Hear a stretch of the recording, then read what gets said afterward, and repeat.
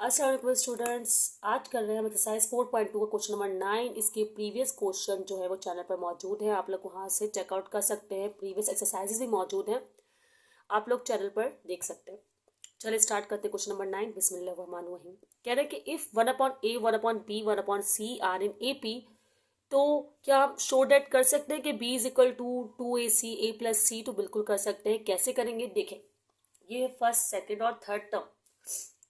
आपको पता है कि अगर डिफरेंस जो होता है वो बाद वाले टर्म से पहले वाले टर्म का होता है। जैसे अगर सेकंड टर्म है तो T2 माइनस T1, और अगर थर्ड टर्म है तो T3 माइनस T2, या यहाँ पर आप लोग A से रिप्रेजेंट कर रहे हैं तो A3 माइनस A2।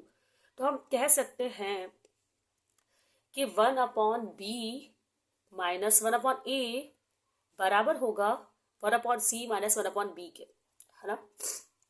मतलब इन दोनों टर्म का डिफरेंस इन दोनों टर्म के डिफरेंस से बराबर होगा। अगर आप लोगों ने वीडियो नहीं देखी प्रीवियस से जरूर देखिएगा, फिर आपको इजीली समझ में आएगा। ठीक है, ये यूँ कह सकते हैं कि डिफरेंसेस बराबर है दोनों के। इस तरह लिख दिया मैंने ऊपर ताकि आप लोग को समझ में आना जो है वो आसान हो जाए। अब चले करते हैं हम एलसीएम।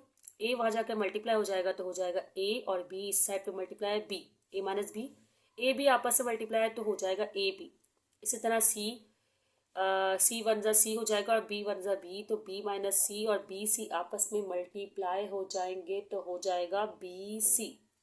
ठीक है, अब ये बी से बी जो है वो कैंसिल हो रहा है ना। आपको पता है क्या, इज इक्वल टू के अपोजिट साइड डिनोमिनेटर में डिनोमिनेटर कैंसिल कर सकते हैं। इसी तरह नोमिनेटर से नोमिनेटर भी कैंसिल कर सकते हैं, इसमें कोई फर्क नहीं पड़ता। तो हमारे पास बचा a minus B over a, b minus C over c।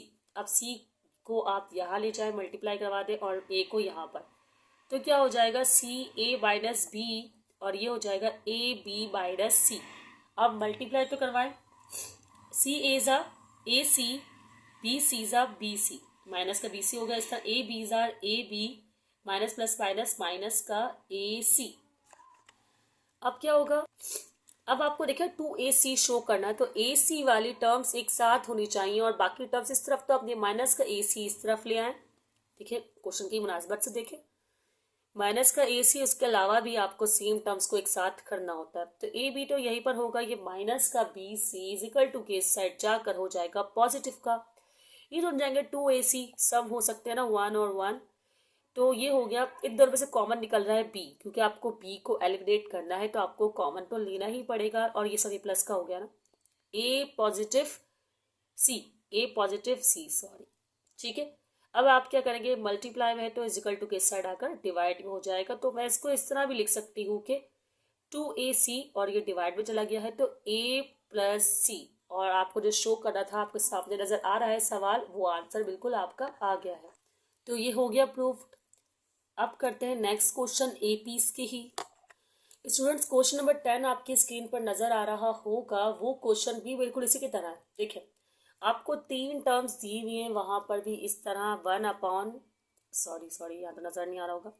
आपको 3 टर्म्स दी हुई है, मैं यहाँ लिख रही हूँ 1/a minus B comma 1/b minus C and c minus a।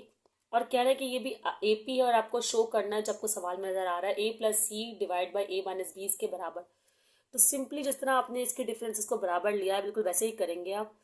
पहले लिखेंगे 1/, मतलब इन दोनों का डिफरेंस और इन दोनों का डिफरेंस बराबर सपोज क्या करके है ही बराबर।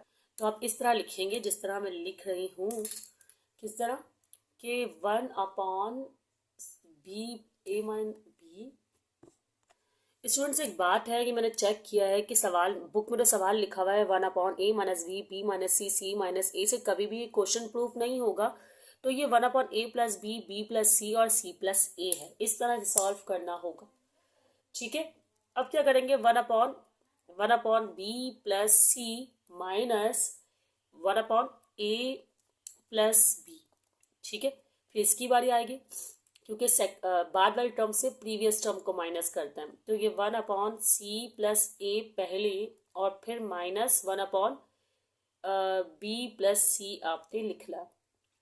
ठीक है, अब चले सॉल्व करते हैं एलसीएम। ये वहां जाके एलसीएम होगा तो ये पूरा a प्लस बी 1 से मल्टीप्लाई होगा, ऐसे ही रहेगा। इस पे हो जाएंगे sign change, minus plus minus का बी और माइनस प्लस माइनस का सी आएगा। और यहाँ पर क्या होगा, यहाँ पर अभी आप इसको सॉल्व ना करें, ऐसे ही ब्रैकेट रहने दें।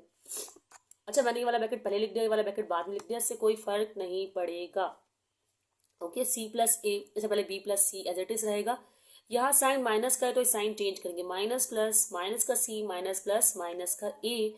और यहाँ भी जो ब्रैकेट आप पहले लिखना चाहें लिख दे। तो मैं यहाँ बी प्लस सी पहले लिख रही हूँ ऐसे ही खामखा, खैर कोई फर्क नहीं पड़ता, आप चाहे तो ए बी प्लस सी पहले यहाँ भी लिख सकते हैं, कोई भी फर्क नहीं पड़ता है इस बात से। अब देखिए आप ए प्लस बी नहीं, ये बी प्लस सी हो रहा है कैंसिल, तो यहाँ पर इस तरह की वैल्यूज आ रही हैं। और यहाँ पर भी पॉजिटिव के बी से नेगेटिव का बी कैंसिल, पॉजिटिव के सी से नेगेटिव का सी कैंसिल। तो यहाँ पर आया आपके पास ए माइनस सी और यहाँ पर ए प्लस बी बचा है आपके पास, ठीक है। इसी तरह यहाँ पर बी माइनस ए और यहाँ पर है आपके पास ए प्लस सी। अभी भी सेम वैल्यूज बिल्कुल वैसी नहीं आई हैं जैसे हमें रिक्वायर्ड है, सवाल में जो शो करने को कहा गया है। तो अब आप क्या करें, अब आप ऐसा करें कि अब हमें करना पड़ेगा इसका रेसिप्रोकल। अब अगर आप शो डेट को देखें तो ये a प्लस बी जो है और a प्लस सी ऊपर की साइड डिनोमिनेटर में, तो हम दोनों वैल्यूज को पलट देंगे। मैथ्स में अलाउड है कि हम रेसिप्रोकल कर सकते हैं, लेकिन जो काम भी करेंगे दोनों साइड करेंगे। तो ये हमने इस तरह इसका जो है रेसिप्रोकल कर लिया। अब बराबर हो गया नहीं, अभी भी और सॉल्व करना है इन्हें। जो है a माइनस सी जो है a नेगेटिव का चाहिए, c पॉजिटिव का चाहिए।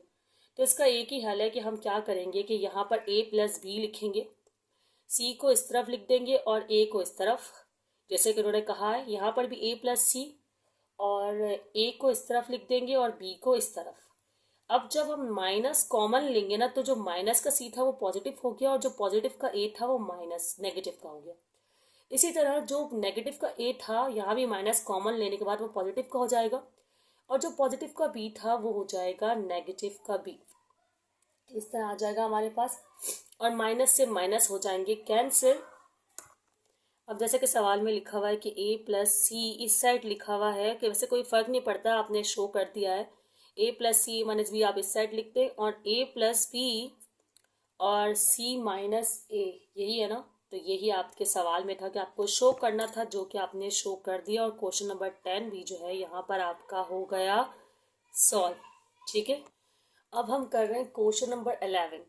इसमें कह रहे हैं an object falling from rest fall 12 metre during the first second, मतलब अपने फर्स्ट सेकंड में जो है वो फॉल हुआ कितना, 12 मीटर, ठीक है।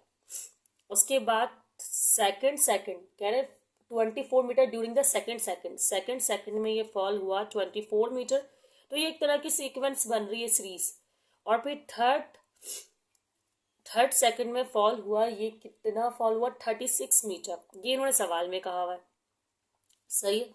और आपसे कह रहे हैं कि 8 सेकंड का आप मालूम करें, सही। तो ये एक तरह की सीक्वेंस हो गई, फर्स्ट सेकंड थर्ड का दी हुई आपको वैल्यू और आपको 8 की मालूम करनी है। तो कर लेते हैं। ये क्वेश्चन हमारे पास, पहले मैं आपको मेंशन कर दूं, ये क्वेश्चन नंबर है 11, वैसे तो आपको स्क्रीन पर नजर भी आ रहा होगा। अब a की वैल्यू हमारे पास क्या बन गई, a की वैल्यू हमारे पास बन गई 12 और d की वैल्यू हो गई 24 में से 12 को माइनस कर देगा, 36 में से 24 को माइनस कर दे, जो आपका दिल चाहे। तो मैं 24 में से 12 को माइनस कर रही हूँ, तो d की वैल्यू मेरे पास आ जाएगी 12, सही। अब फॉर्मूला तो आप लोग ने इस वीडियो में तो शायद नहीं, लेकिन पिछली वीडियो में आपने किया, तो बता देती हूँ। A N is equal to A plus N minus 1 D, ये फॉर्मूला है आपके पास। और ए एन आपको मालूम करना है 8 टर्म का, तो आप एन की जगह लिखते हैं 8 और ए की जगह आप 12 और एन यहाँ फिर आ गया, तो 8 माइनस 1 और डी की जगह आप लिखते हैं 12। तो 12 तो यह है, 8 में से 1 गई, हो जाएगा 7 और 7 और 12 और ये हो जाएगा 8। तो 12 और 7 12 आपके पास क्या आएगा, चेक कर लेती हूँ मैं, 84।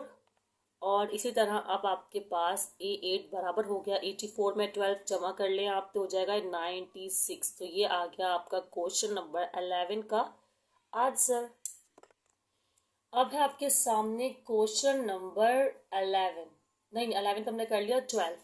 क्वेश्चन नंबर 12 में क्या कह रहे हैं? कह रहे हैं कि a man deposit 13,000 in a bank. मतलब उसने फर्स्ट डे डिपॉजिट किए 13,000, ठीक है। फिर कह रहे हैं कि फर्स्ट मंथ, सॉरी, फिर सेकंड मंथ उसने किए 14,500, सही है। फिर इसने थर्ड मंथ में किए 16,000। ये इस तरह की एक सीक्वेंस बन रही है कि वो हर मंथ कुछ पैसे डिपॉजिट कर रहा है। अब वो आगे कह रहा है कि how much he has to deposit in the bank at the end of a year. At the end of a year का मतलब ये है कि 12 मंथ में। तो वो 12 मंथ में मालूम करना चाह रहा है कि आपने कितने तक पैसे जो है डिपॉजिट कर लिए। तो ए तो आपके पास 13,000 ही होगा यहाँ पर, और डी आप 14,500 में से माइनस करके 13,000 को मालूम कर लेंगे। क्या आएगा? 14,500 से 13,000 को माइनस करेंगे तो 1,500 आएगा। सिंपल सा क्वेश्चन है ये। अब आपको क्या करना है? फॉर्मूले में पुट करना है। फॉर्मूला क्या है आपके पास? फॉर्मूला है आपके पास A12 नहीं, बल्कि पहले मैं ए एन जनरल फॉर्मूला लिखती हूँ। A प्लस एन माइनस 1 और डी जनरली आपको रिप्रेजेंट कर देते हैं। तो हो जाएगा A12, एन की वैल्यू आपके पास है 12 और ए की वैल्यू है 13,000, और इसी तरह एन आपके पास वही 12 माइनस 1 और डी है आपके पास 1,500। ओके, तो 13,000 तो एज इट इज सेम रहेगा, और ये 12 माइनस 1 हो जाएगा 11। 11 को मल्टीप्लाई कर देंगे आप लोग 1,500 से, तो आंसर आएगा आपका, जब आप मल्टीप्लाई करेंगे तो आपका आंसर आया 13,000, तो एज इट इज रहेगा। और यहाँ पर आ गया 16,500, और इनको ऐड कर देंगे तो आंसर आ जाएगा 29,500। तो बहुत सिंपल सा क्वेश्चन था, सॉल्व हो गया ये। अब जल्दी से क्वेश्चन नंबर 13 इस एक्सरसाइज का क्वेश्चन नंबर 13 कर लेते हैं हम। ठीक है, क्वेश्चन नंबर 13 है आपके सामने। क्वेश्चन नंबर 13 में कह रहे हैं a boy saves ₹200 at the end of first week. तो मतलब उसने फर्स्ट वीक में सेव किए 200 रुपीज, ठीक है। यूं लिखे या यूं लिखे की बात है। Goes on increasing is saving for ₹25। तो उसका मतलब डिफरेंस जो है हर वीक जो है उसकी सेविंग में आ रहा है 25 रुपीज का, ठीक है।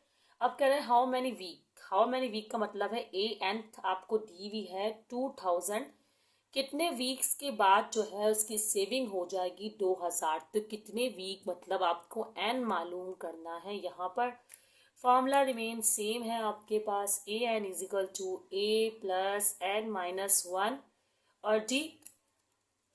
ए एन आपको दिया हुआ है जो कि है 2000, और ए आपको गिवन है 200, नहीं गिवन तो यहाँ पर एन नहीं गिवन, तो एन एज इट इज रहने देंगे। और डी के आपके पास, डी है आपके पास 25, क्योंकि हर वीक जो है 25 रुपीज़ का फर्क आ रहा है, ठीक है।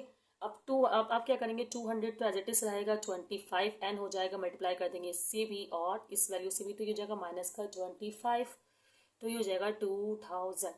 अब 200 में से जब आप 25 निकालेंगे तो आंसर आएगा 175 एन, सॉरी 175 आएगा प्लस 25 एन, ठीक है। और ये 2000 एज इट इज। अब 2000 में से प्लस का, ये जो 175 है प्लस का, इसे आप नेगेटिव का कर देंगे और माइनस कर देंगे। जब आप 175 माइनस करेंगे तो आंसर आएगा 1825, और यहाँ पर आएगा 25 एन एज इट इज। अब एन तो आप एज इट इज रहने देंगे, मल्टीप्लाई में है, और इजिकल टू के इस साइड हो आकर हो जाएगा डिवाइड।